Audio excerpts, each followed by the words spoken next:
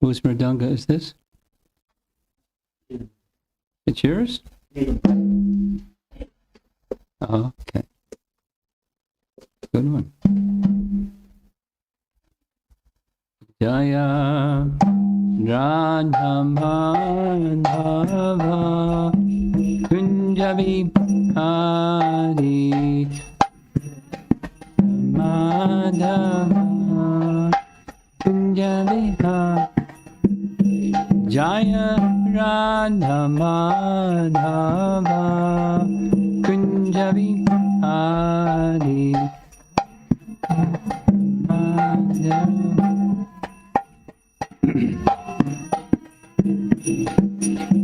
Gopi Jana Badava Girivara Dhari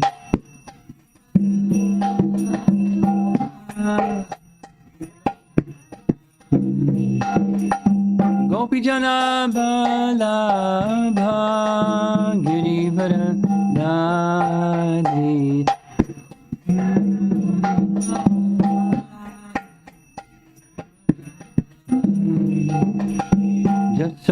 Jasodanandana Brajajanarandana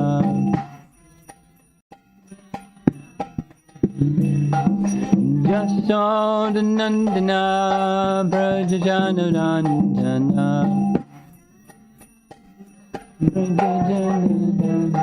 Yamuna Tira Vanam Chadi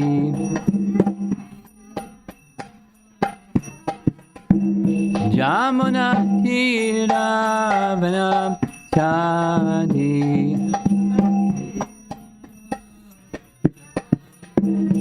Jaya Radha Madhava Kunjabi Hari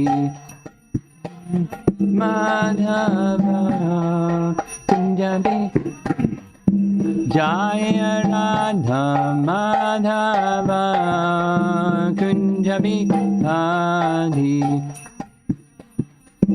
Madhava Kunjabi Hari Gopi Jana Balabha Girivara Dhari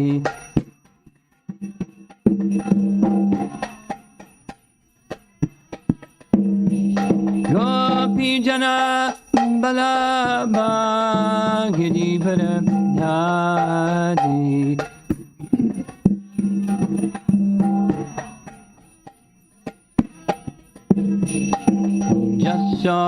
Jasodanandana Brajajanarandana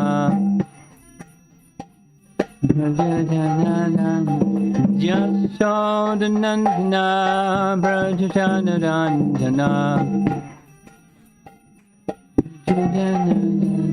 Yamuna Tira Vanachadi Jamuna Tira Vanachadi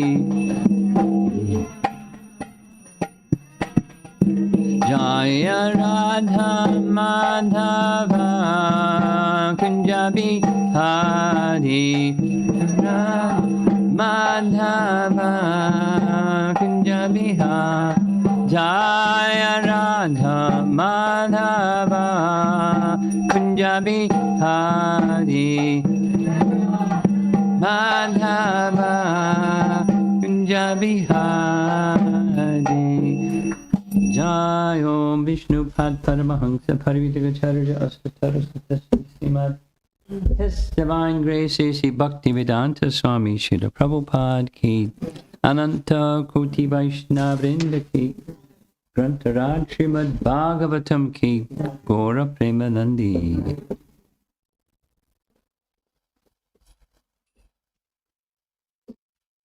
This evening is much easier than what we've been going through the last few classes. It's still up there, but it's much easier. Om Namo Bhagavate Vasudevaya. Om Namo Bhagavate Om Namo Bhagavate Vasudevaya. Om Namo Bhagavate Vasudevaya. Om Namo Bhagavate Vasudevaya. Okay, so we're beginning with Canto 10, Chapter 14, text number 20. Translation. O Lord, O Supreme Creator and Master, you have no material birth, yet to defeat the false pride of the faithless demons and show mercy to your saintly devotees, you take birth among the demigods, sages, human beings, animals, and even the aquatics. This is speaking of the avatars of the Lord. Purport. Among the demigods, Lord Krishna appears in such forms as Vamanadev. Among sages, as Parashuram. Among human beings, as Lord Krishna himself and Lord Ramachandra. And among animals, as the boar incarnation, Lord Krishna appears among the aquatics as Matsya, the gigantic fish. Indeed, the plenary expansions of the Supreme Personality of Godhead are innumerable. And as the Lord relentlessly comes down within the universes to smash the false pride of the atheist and show mercy to the saintly devotees. Paragraph. In another sense, the Lord never appears since he exists eternally. His appearance is like that of the sun, which is always present in the sky, but which periodically appears to our vision.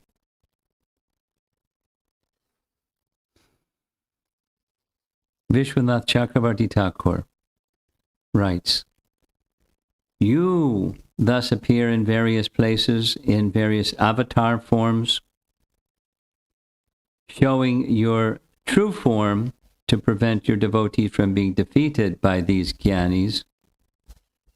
There's like a thing going on with dealing with the atheists, the Mayavadis, and speculative scholars.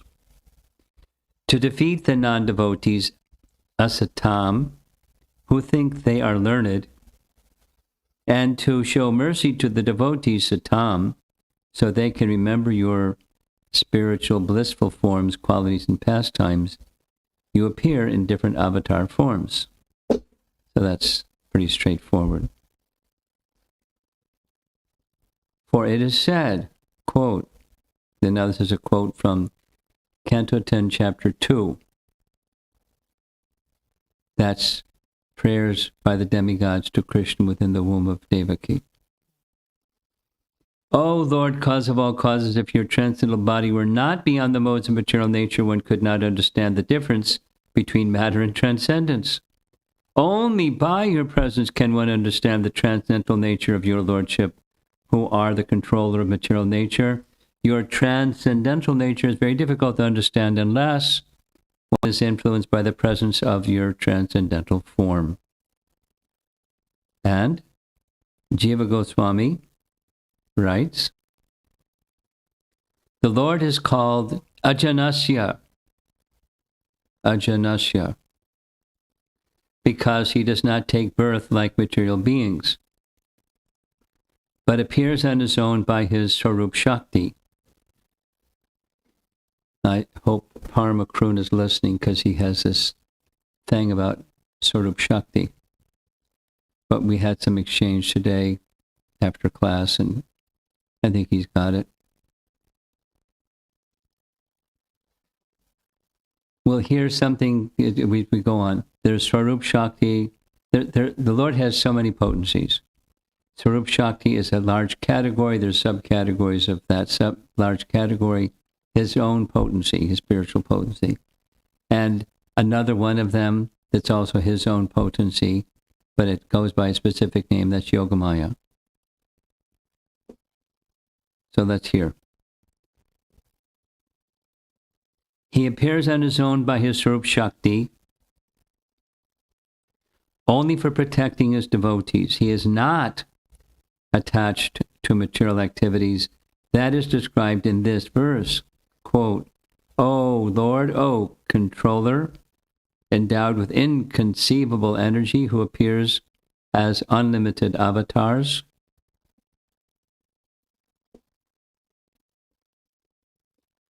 So this is a discussion, as we've been saying, to understand the energy relationship between Krishna's energies and him. So there's material energies, they're distant from him. The spiritual energy, they're connected to him. He appears through the agency of his Swarup Shakti, his spiritual energy. And by his appearance, it enables one to understand him through the agency of his spiritual potency. In his, this is now Jiva Goswami writing, in his commentary on the previous verse, so maybe you should go back and read the previous verse. Sridhar Swami says the verse answers the objection. Oh, Brahma, why do you call the pure conscious forms I showed as material Maya? Brahma answers in this verse by saying, your manifestations as guna and lila avatars are related to an independent Maya with special functions.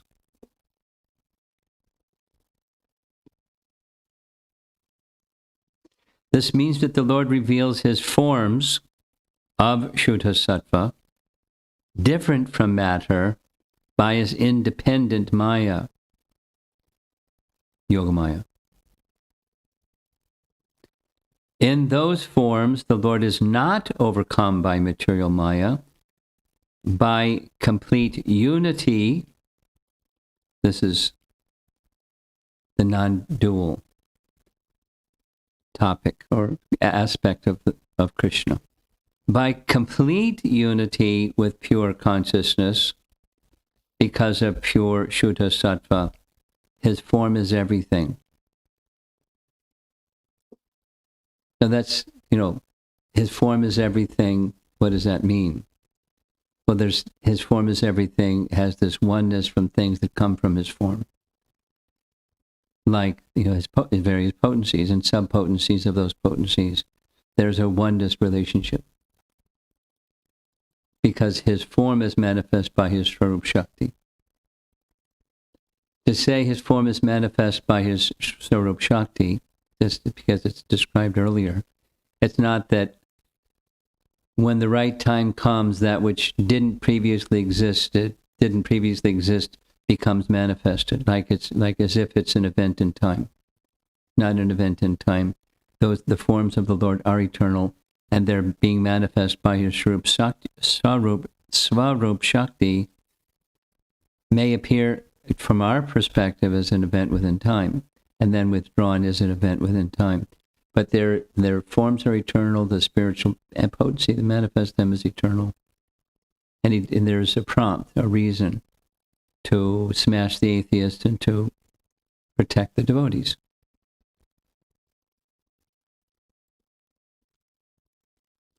The jiva becomes controlled by Maya, which is dependent on the Lord,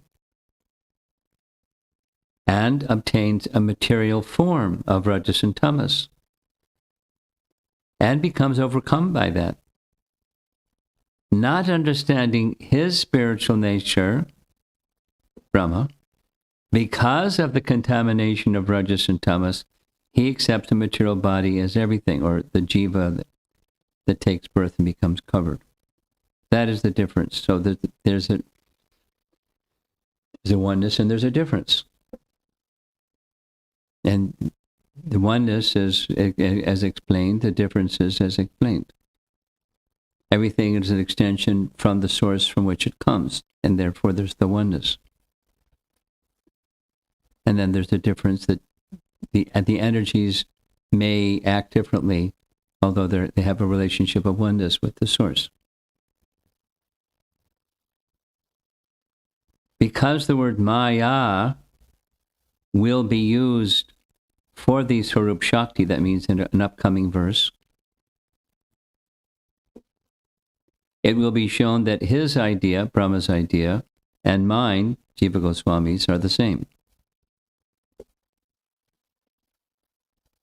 That's it for tonight. So let's go back.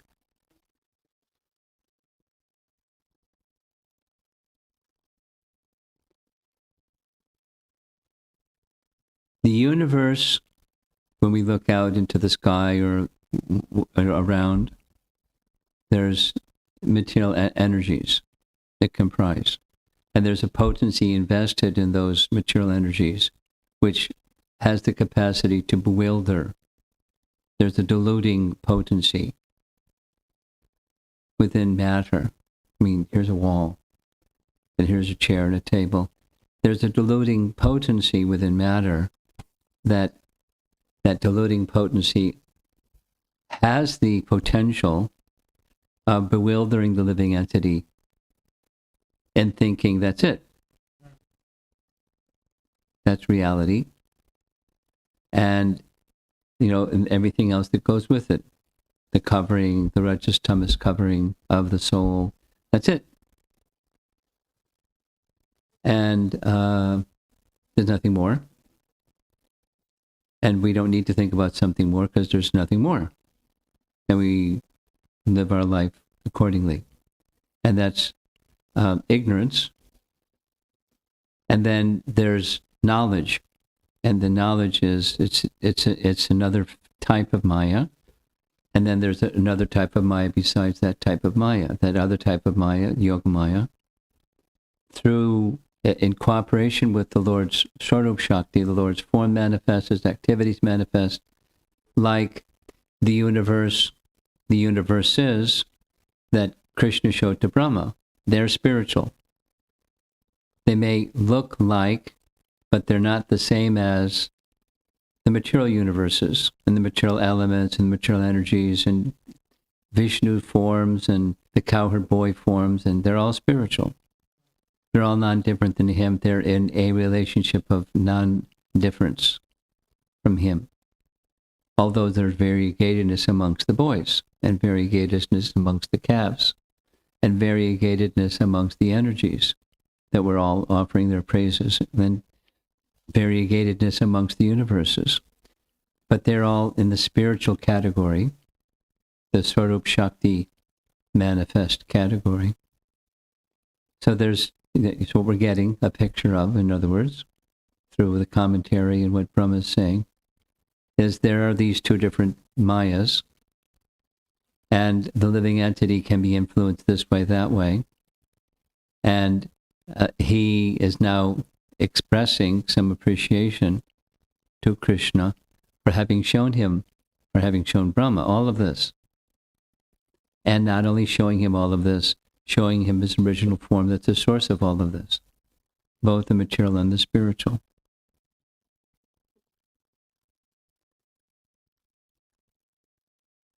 It's not so difficult.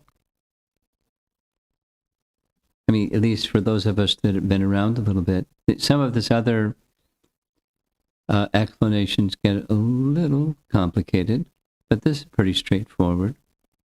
So then, we discussed in the morning, we'll just do it again, there's the Purusha avatars and there's the Guna avatars. And then it's also here being described as the Leela avatars. We're getting a little picture of some of the forms of the Lord, the angsas, the expansions, the limbs, the like the branches of the tree coming from the tree. The branches don't exist just on their own without a tree. The tree has branches, but the tree exists whether there's branches or not, and the branches don't exist without the tree. So that's that angsi bhava thing. So there, Krishna is manifesting all these things, and in some cases there's jivas involved, like Brahma, but he's empowered by a Shakti of the Supreme Lord to do what he does, an empowered incarnation, Guna avatar. And Lord Shiva is empowered to do what he does, one of the Guna avatars. And then there's Vishnu who does the empowering. So the Lord manifests, and what's being said here, I'll read it again.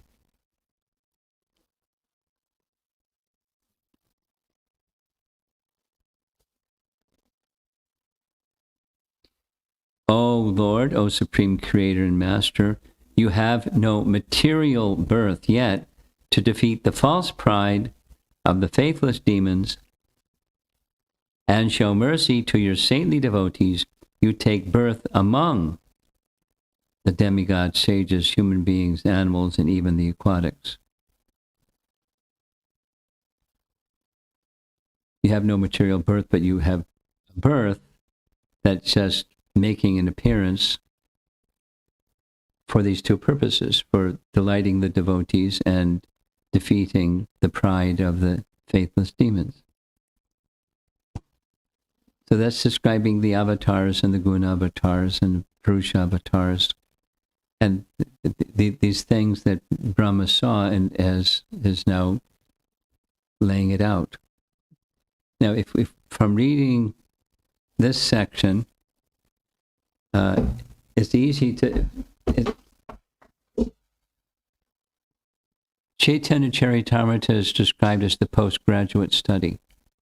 Undergraduate, graduate, postgraduate. So when Lord Chaitanya has a similar discussion with Sanatana Goswami, he goes through details and details and details with the different categories of expansions and their names and the forms of Vishnu and what were the symbols of Vishnu in their hands, and therefore they're assigned different names. And it's definitely more involved. But here we're getting at least a picture of Krishna is the source of everything. Krishna's tu Bhagavan Swayam. It fluffed out a little bit, expanded a little bit.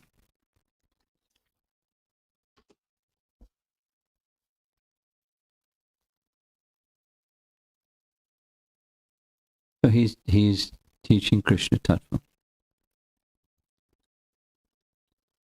And from our very basic Bhagavad Gita, by understanding Krishna Tattva properly, that's sufficient to go back to Godhead. So it is an important subject.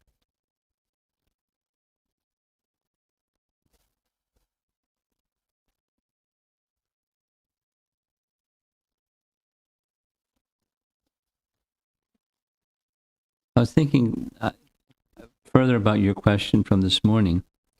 People that have grown up with some other idea, and it can be all kinds of other ideas. When they come in contact with this kind of understanding of the Bhagavatam, it can be a challenge because they already have an idea. It can be wonderful, or it can be a challenge.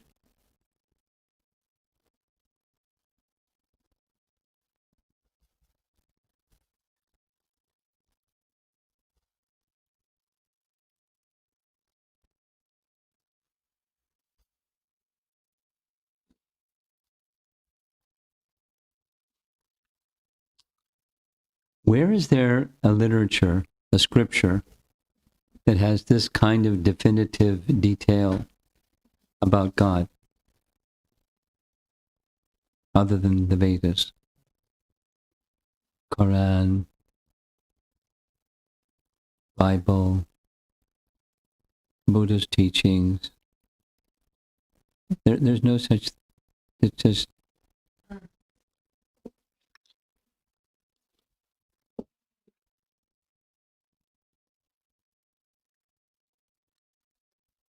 But having this knowledge, what the benefit is not just having knowledge. The benefit of having knowledge is to live by it, or to act by it, or to imbibe it.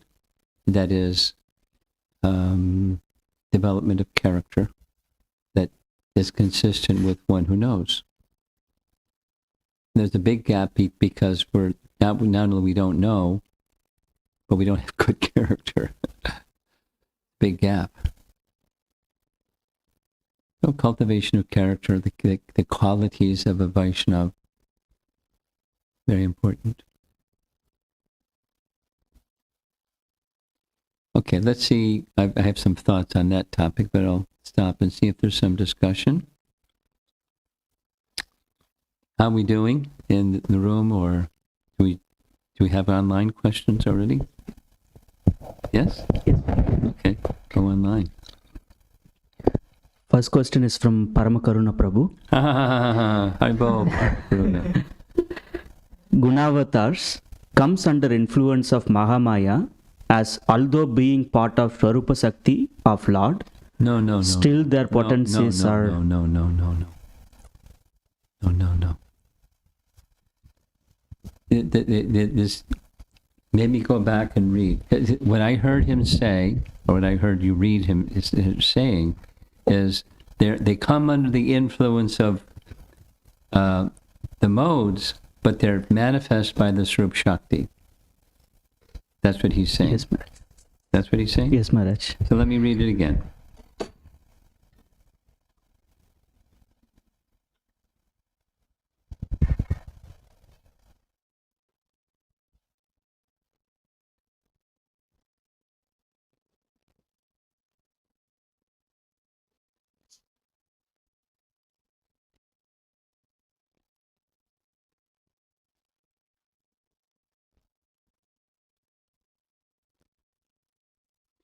In his commentary on the previous verse, let me read the previous verse.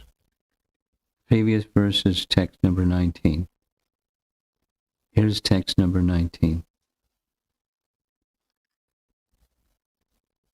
Text number 19. To persons ignorant of your actual transcendental position, you appear as a part of the material world manifesting yourself by the expansion of your inconceivable energy.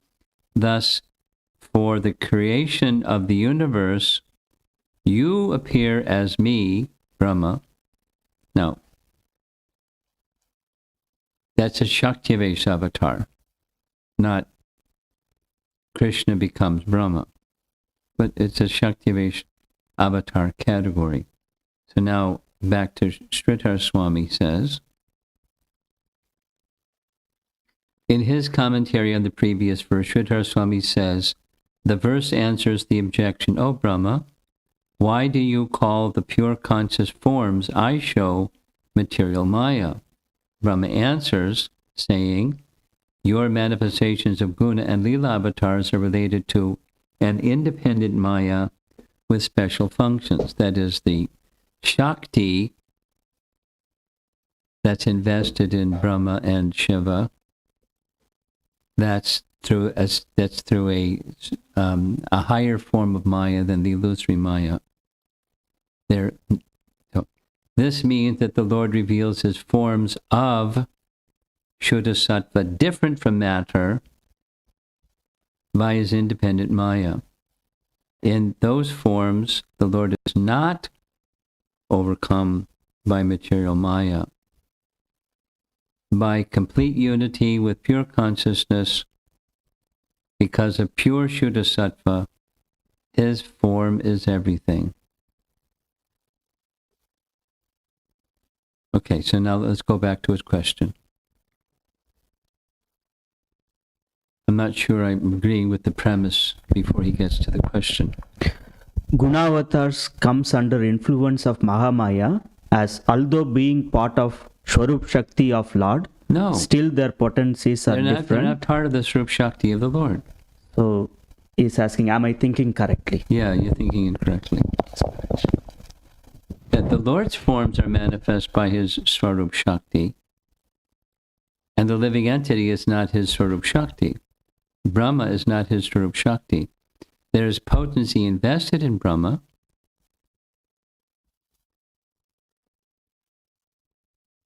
But it's not, Brahma is manifested by his Swarup Shakti. So carry on. Sri Radhika Mataji has two questions. Okay. First question, is my understanding correct that matter does not inherently have deluding potency, but it is the consciousness of the jiva approaching matter that determines whether the deluding potency acts on him or he experiences matter in Krishna consciousness? Well, in this, the language of the question is confusing. So I'm looking at a wall, and the wall has it's one way of describing the wall is it's earth, water, fire, air, and sky mixed together, lots of earth and some other elements. So does that wall with those elements have inherently within it a diluting potency? And it can act or not act depending, or it can act in degrees depending upon or one's living entity's individual consciousness. There's a diluting potency within the illusory energy or the temporary energy. There's a potency that may be activated and animated and influencing us or not.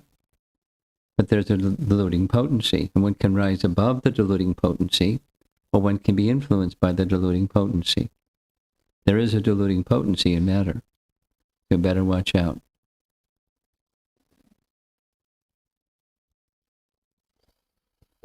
the next question from Sri Radhika Mataji. Did you say that independent Maya is Yoga Maya and dependent Maya is Maha Maya? Yes. When everything is dependent on Krishna, how is Yoga Maya independent? Well,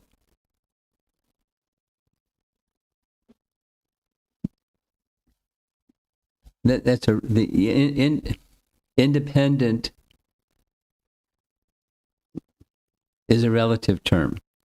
In an absolute sense, nothing is independent. We had this discussion in Naperville.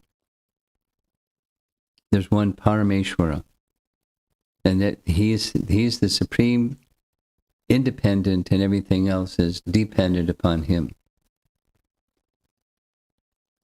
So Yoga Maya acts under his direction, Maha Maya acts under his direction. They're both dependent.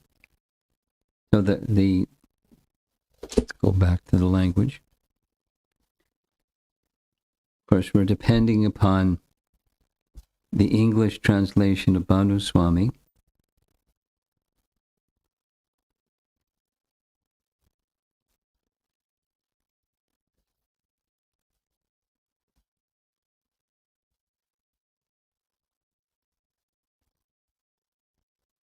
I don't see the word independent here anywhere. It speaks of transcendental or unlimited or inconceivable, but not independent.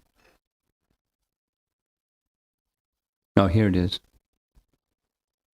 Brahma answers by saying, your manifestations as guna and lila avatars are related to an independent Maya. There it is. With special functions. So an independent Maya, that's maybe not a good translation of what the Sanskrit says. A distinct from Mahamaya with special functions. Yes, it's for sure. Yogamaya is not independent of Krishna.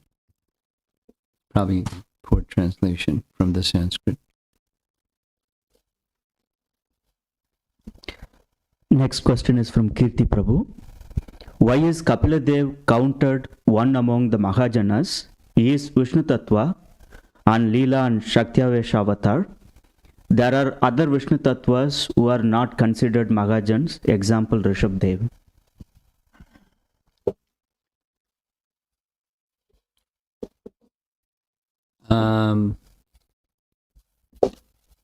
First of all, I would have to, I was just opening my computer to go check, but now's not the time to check.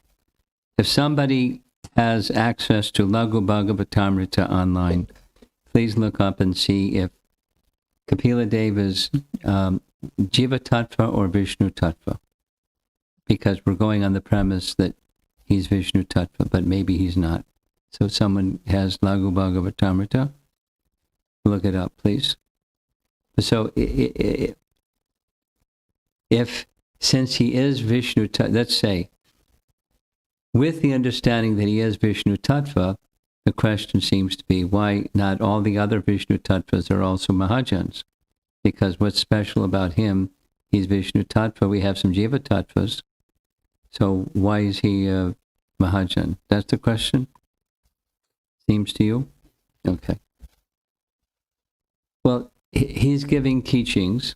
It's one of the as I recall the description from Lagu Bhagavatamrita, one of the special features of Kapila Dev is there. We don't hear a lot about his life. He's one of the subcategories of his existence. There's groupings. And he doesn't marry. We don't find anything with a Shakti connected with him. His spiritual potency, he's a sannyasi. And he gives teaching. He gives very fundamental, important teachings, and he teaches many other people. Well, there's not an exhaustive list, but he gives foundational teachings that are very important for the bhakti process, and thus one of the Mahajans. That's my understanding of why he's in the category of Mahajan, whatever this tattva is, Vishnu or Jiva tattva. Next question is from Shri Radhika Mataji. I have a question about what you shared about Chaitanya Charitamrita being the postgraduate study with respect to the training of children in Krishna consciousness. We lay emphasis on discussing Srimad Bhagavatam with children, and it is so expansive and deep that we can spend their entire formative years when they are with us at home delving into this literature. Where does Chaitanya Charitamrita fit into the training of children in Krishna consciousness? It depends on the children, I think, but if you do the foundational part nicely, I think children would more appreciate the pastimes, and through their understanding of the Bhagavatam, have a better appreciation for the pastimes besides just entertainment. The deeper meaning of the pastimes, what is to be learned and what is to be applied, and things like that. The training of children is your life,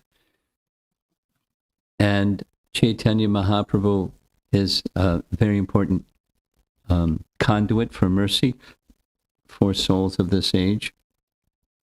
So I would think becoming familiar and thus attracted to Lord Chaitanya and his associates is important for child training, so that they can connect with Lord Chaitanya's mercy, I would say, for not just for children, for adults.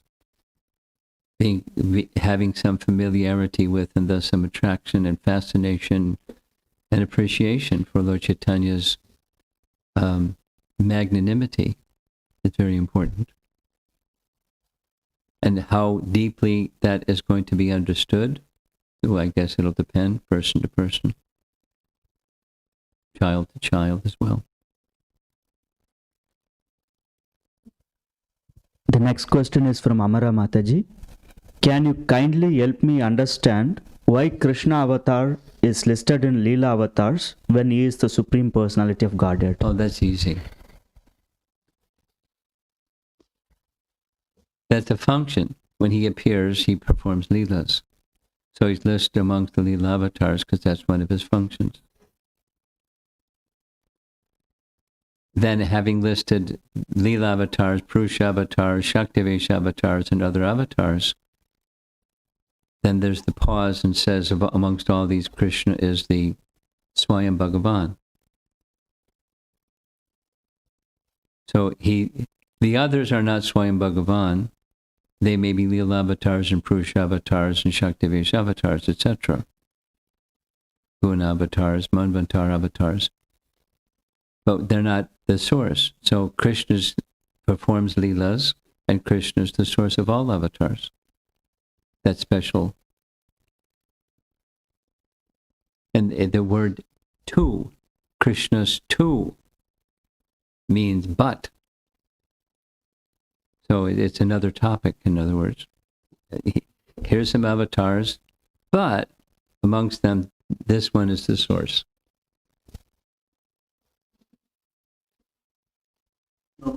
Okay. How about in the room? Look at that. Here's one.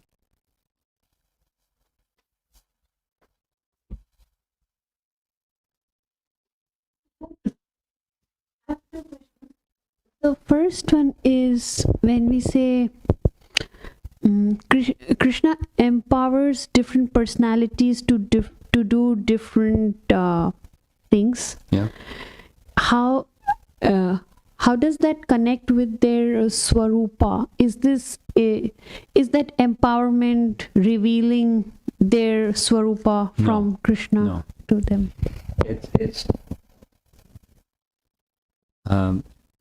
It's a worldly function. It's not their swarupa. It's a service in connection with creation and educating and helping living entities make their journey through this world. That's the empowerment. The second question is, you said how to develop character. Can you elaborate on that?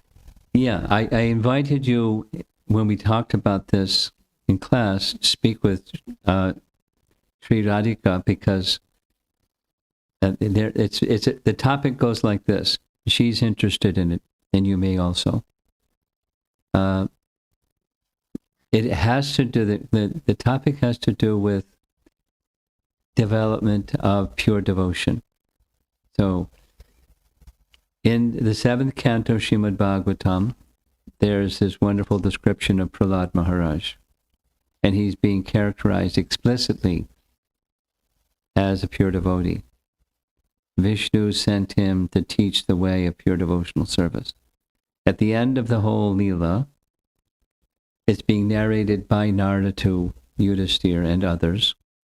And because that's how the 7th canto begins. And then Yudhisthira says, wow. Not exactly like that, but wow, Prahlad is a great devotee. How does one develop devotion like that? And then in response to how does one develop devotion like that, Narada says several things, but then he says, in order to develop devotion, then there has to be a systematic social structure. But even before you can have a systematic social structure, you have to have people who are civilized human beings. And so the beginning and meeting teaching of Varnashram, which leads into becoming an unalloyed devotee eventually, the potential is there, become a civilized human being. So the devotees in Hungary spent 6 months discussing, in powwow sessions, get together, brainstorming sessions on what is Varnashram and how are we going to manifest it in the world, locally but globally. And after lots of detailed discussions and very, very involved discussions, what Varnashram is and how to manifest it, they came to this conclusion. Right in the Bhagavatam, before you can establish Varnashram, you have to be a human being. To be a human being, you have to have these characteristics. So what they did in Hungary, and I encouraged it, but I don't know how much it happened, they spent some 2 weeks or a month or some period of time when every class was focused on this quality, of those qualities that are listed in that section by Narada. So quality development or character development. to become human beings. So they could then go the next step of properly manifesting varnashram, so that they could then become pure devotees like Prahlad.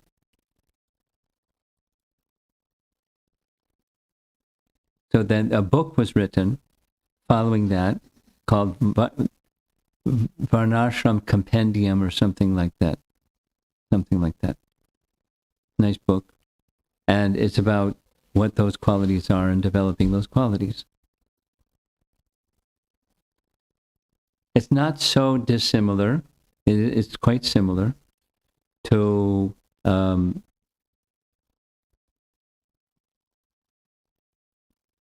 chapter 13 Bhagavad Gita. Knowledge and the object of knowledge, jnanam and gyayam. So Krishna is the object and knowledge is qualities.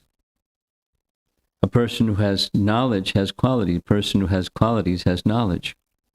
A person that doesn't have qualities, what's that? They may say something, but it's, it's cosmetic. It's not very compelling. It's not what knowledge does. Knowledge moves. Knowledge cleanses.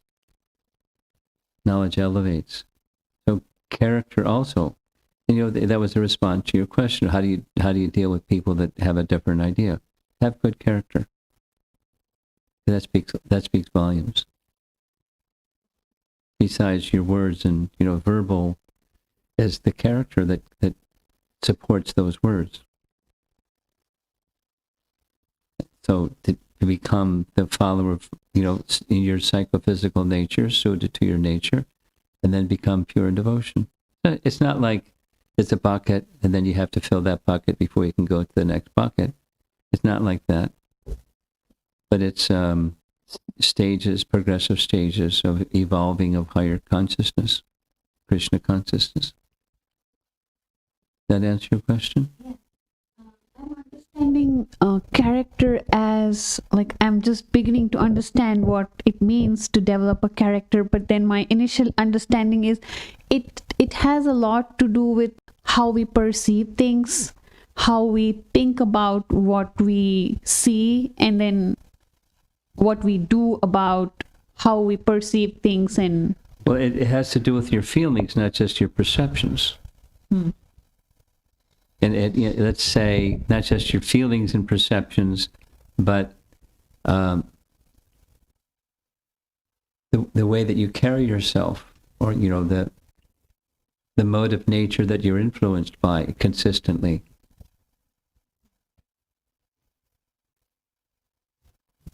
So amanidvam, adambidvam, those are the first two. Humility and pridelessness. And there's the material, and there's the spiritual humility. There's the cosmetic kind of pridelessness, and then there's the genuine kind of pridelessness. So it moves from mode of goodness into pure goodness. thank you. Anything else in the room? Yeah, very good.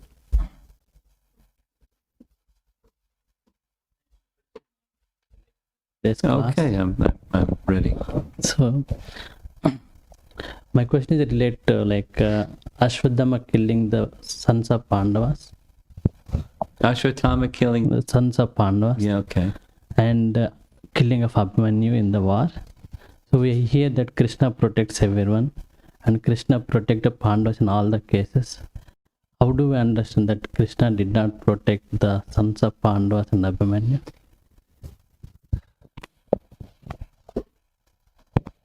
That question, it comes up right within the Mahabharata itself.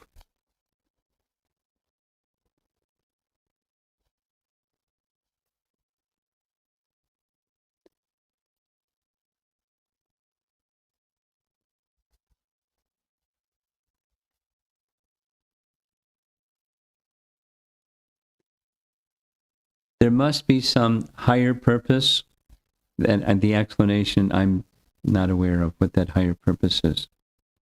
I mean, you remember, as I went back and listened again, the Gatotkacha and how he was sacrificed to be the recipient of the Shakti weapon of Indra.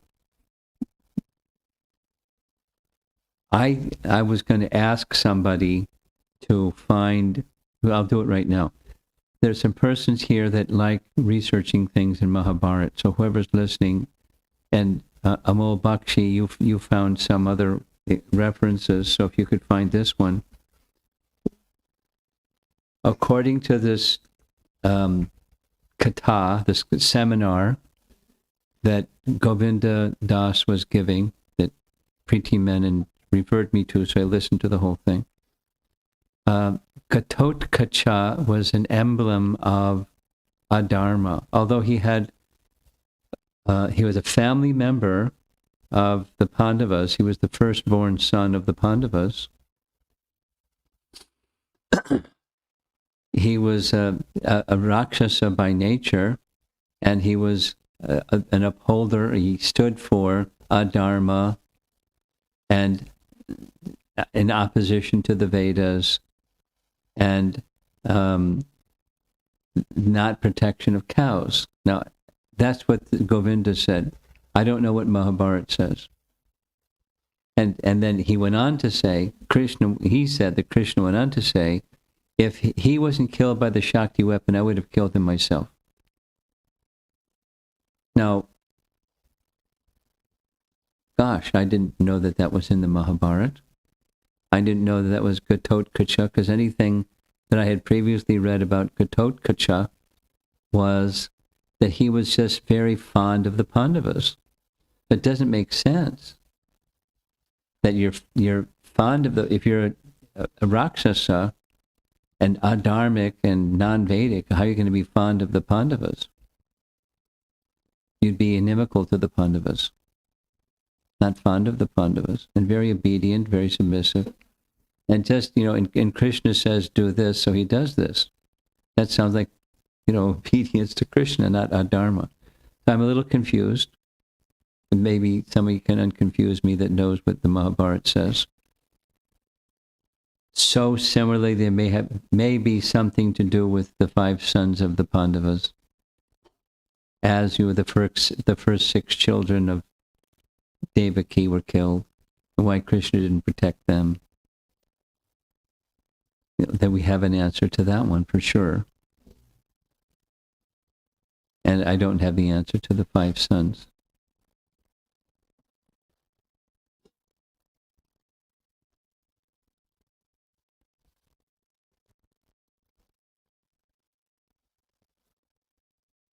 The son of Sandipani Muni, and,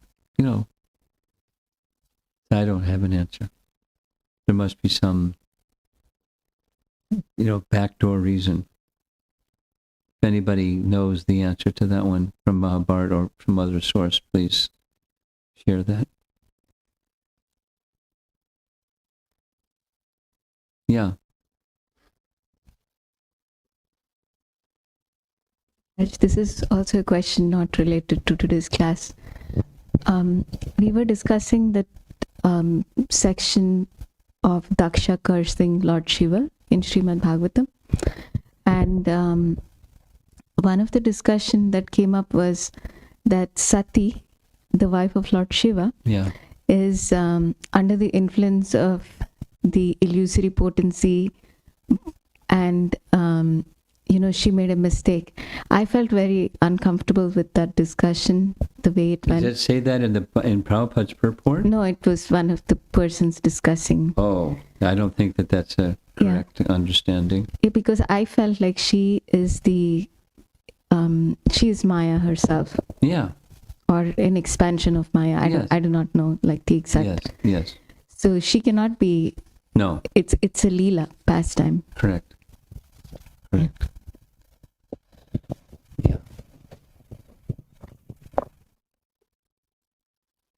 Anything else in the room? And anything else online?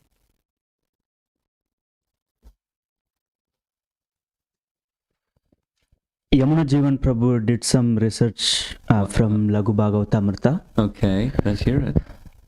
So Lord Kapila Dev is Prabhava avatar.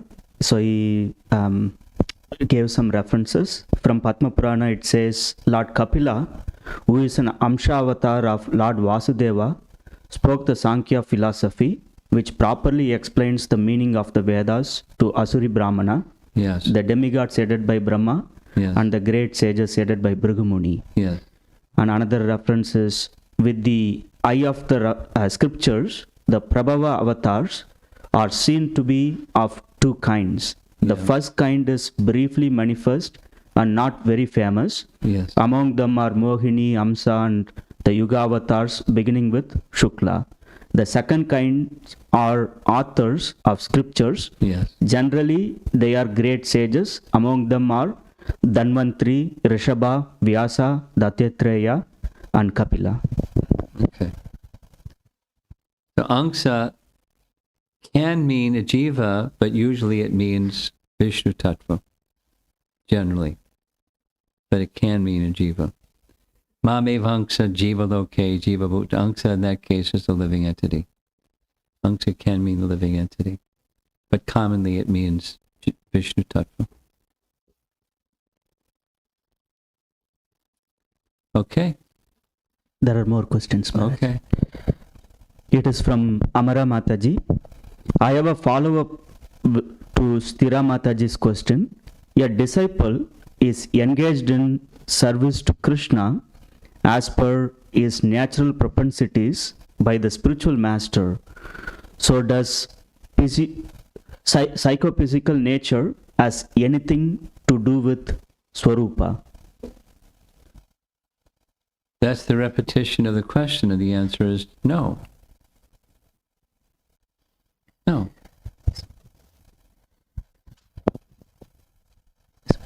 Next question is from Prathul Prabhu. It is from Kathamrita. Sorry, this is off-topic question. How do we understand that Ashwatthama will become the next Vyasadeva or one of the 7 sages after such heinous acts? Purification. There is atonement for heinous acts.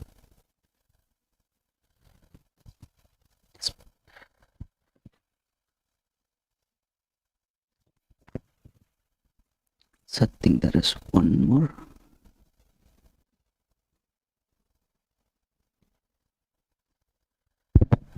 So Paramakarana Prabhu mentioned that the first question was he asked was a question, like not a statement. He wanted to know whether his thinking was correct. Yeah, I got it. Yes, Maharaj. Yeah.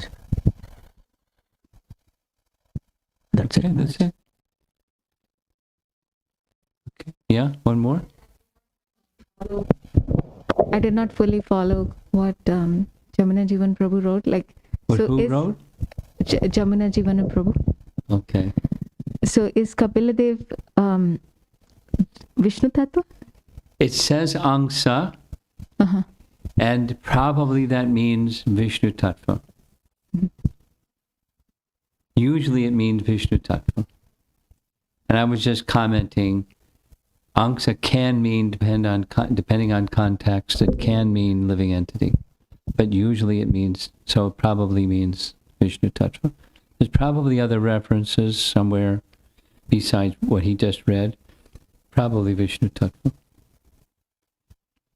I mean, when Kardama Muni was engaged in penance, Vishnu appeared.